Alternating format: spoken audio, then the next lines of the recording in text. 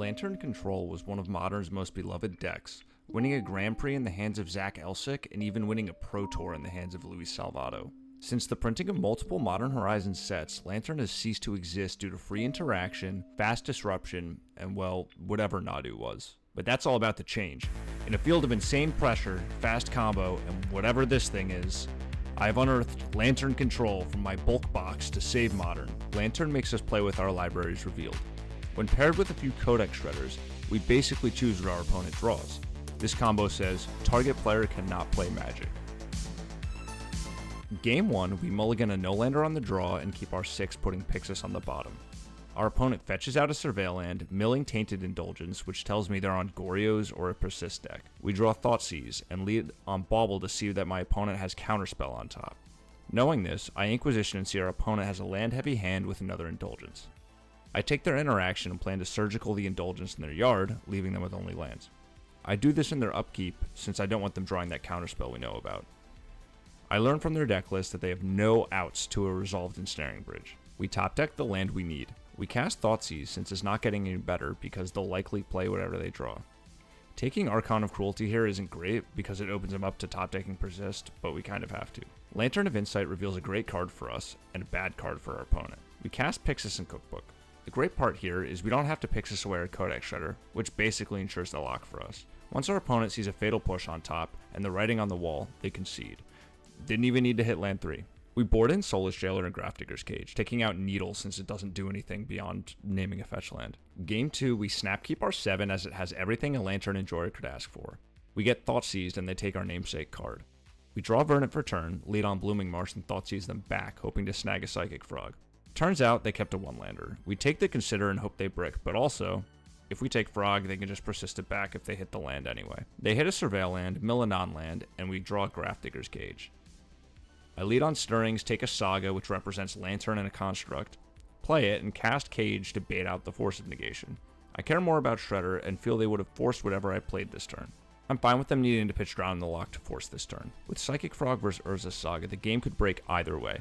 With Bauble, our opponent has a land on top. Step 1 towards victory. I make an interesting decision to not copy Shredder with Mycosynth Gardens this turn, despite it being mana efficient. I would have preferred to copy a Pixis against a graveyard deck like this. I fetch a Surveil land instead, digging for an Ensnaring Bridge. Surgical on top winds up being the perfect card to protect us from Persist, and lines up for the blowout when they go to Persist a Frog.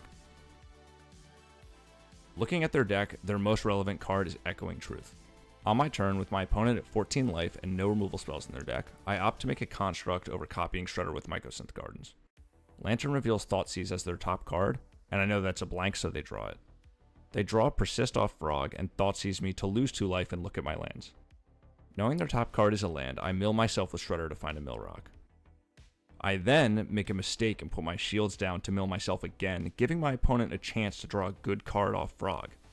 But, luckily, I draw Pixis, copy it with Gardens, and put my opponent down to 7 with my token. The opponent reveals Echoing Truth as their next card, which is an answer to my token, so I'm forced to mill it away and luckily they break. I put them to 2 with Construct, ensure through strategic shredding that they only draw blanks and win the match. Match 2, we're on the draw and our opponent reveals Giganta. We keep a solid 7 off the back of Ensnaring Bridge. They reveal a hand safe from our Inquisition. I know Thoughtseize needs to snag Binding, and I think a second Bowmasters would do more than Flage, so we take it.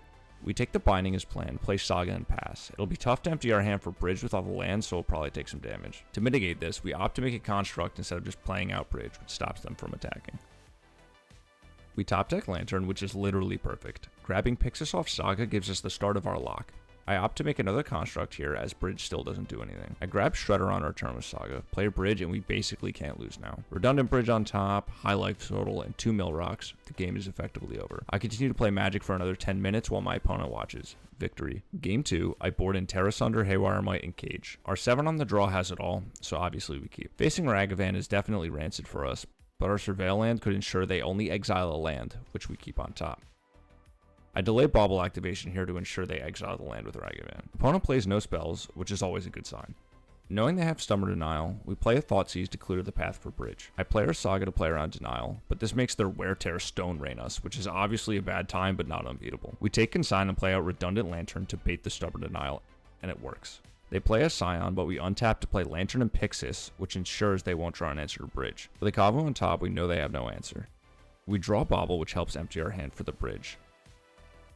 I let them draw a Bolt, since it doesn't remove bridge or kill us yet. Find a Codex Shredder off Stirrings. And now there is no more Magic to be played. We mill any win conditions our opponent has, and they concede. Match 3, we win the die roll and go first with a solid 7. We grab basic Swamp off of our fetch, which was a mistake as we wanted to play turn 2 Saga and cast Stirrings. I bobble them, see they're on Belcher, and see they kept a slow hand with Inquisition. I take the Sink into Stupor because it's their only way around Pithing Needle on Belcher, and it's their needed third land drop. I bobble again and see they're drawing another Sink, so when I cast Thoughtseize, I take their Seagate Restoration, which would have been their second land drop, and with Codex Shredder, mill their Sink to 1, hope they miss a land drop, and 2, mill their only other out to Pithing Needle. They draw a tapped land, which is totally fine by me. Knowing I'll Thoughtseize, I see what I'll find off Stirrings to better inform my decision. I take Gardens, then wind up taking Thundertrap Trainer. I know my opponent has basically another copy on top, but plan to mill it. I mill it, and they draw another. It's super minimal, but Flare does not matter at this point in the game because we're grabbing Needle off Saga, and it shuts off their combo.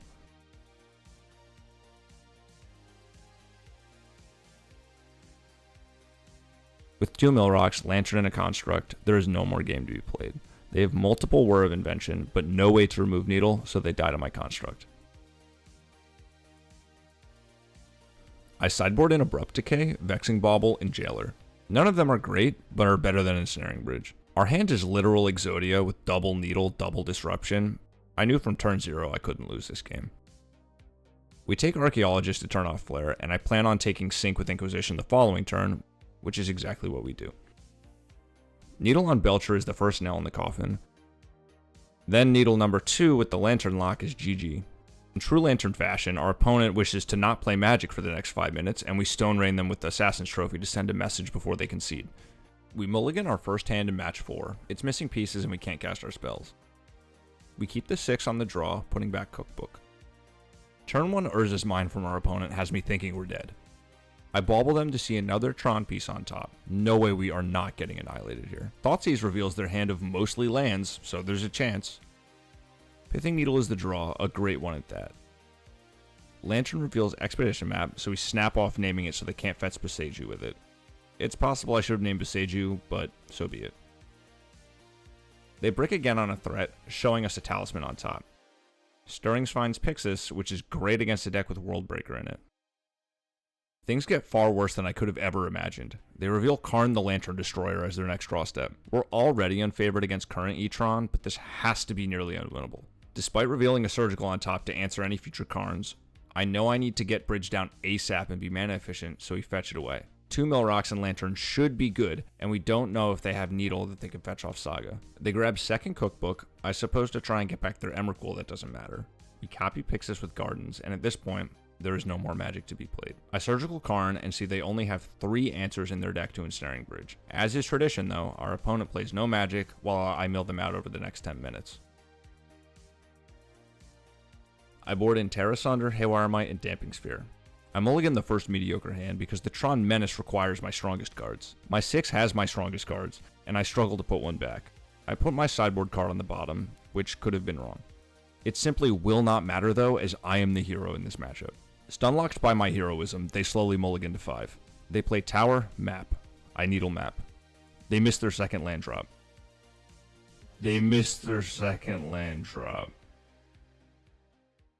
I hit my second land drop. I take their Talisman. I take their Karn. They miss their second land drop. I am a hero sent by God to make my third land drop. Natural Tron online. Ensnaring Bridge. They miss their second land drop. Haywire Might enters the arena. With my infinite wisdom, I hold my Pithing Needle so my 1/1 can acquire first blood. On turn 6, the Urzatron strategy is on 1 land. Eldrazi Temple. Talisman. Okay. Alright, I was prepared for this. I forge a Construct. I untap and craft another token artifact creature. Find Lantern off Saga to reveal my 69th land on top. I mill Kozilek's Command, as that generates not only mana, but blockers. Oh, but Steve, why do we care about blockers? Ensnaring Bridge is in play. Your constructs can't attack. Well, while my opponent was struggling to make their land drops in their land deck, My Haywire Might was chipping away. I mill the forest off their deck like a complete buffoon, revealing another K command. It does not matter. With the courage to begin and the discipline to endure, victory is only a matter of time. Match 5, we keep a sketchy 6 on the draw. However, opponent leads on an opening that suggests they're also on an unplayable deck. We Thoughtseize them and find our assumption to be true. Still riding the high of my last match, I foolishly take Portable Hole. I figure it's the only card that can interact, and I can just needle the Cranial Plating. Well, I miscalculated because they just equipped it to Ornithopter. That's fine. We take Kappa with the Thoughtseize and search for Bridge with Stirrings. We whiff, but hit our third land. Things are looking dire as we're getting beat down. Luckily, Bauble shows us our opponent draws a brick. We name Plating with Needle anyway, so they can't get around Bridge if we draw it. Using the heart of the cards, I summon Ensnaring Bridge to the top of my library on the last possible turn. We surgical their Portable Hole to ensure they can't interact with our lock, and I find they have 0 outs to Bridge. Victory. We board in Terra Sunder, Abrupt Decay, and Haywire Might. We keep a decent hand that again needs to find Bridge. They vomit their hand turn 1, and here we can either Needle Emery or Thoughtseize them. I opt to Thoughtseize and surgical their Emery target. I see their only answer to a resolve Bridge is Haywire Might. On my turn, I play Lantern of Insight and needle their Emery. I figure I'm more likely to draw a land naturally and need to save my Stirrings to find Bridge.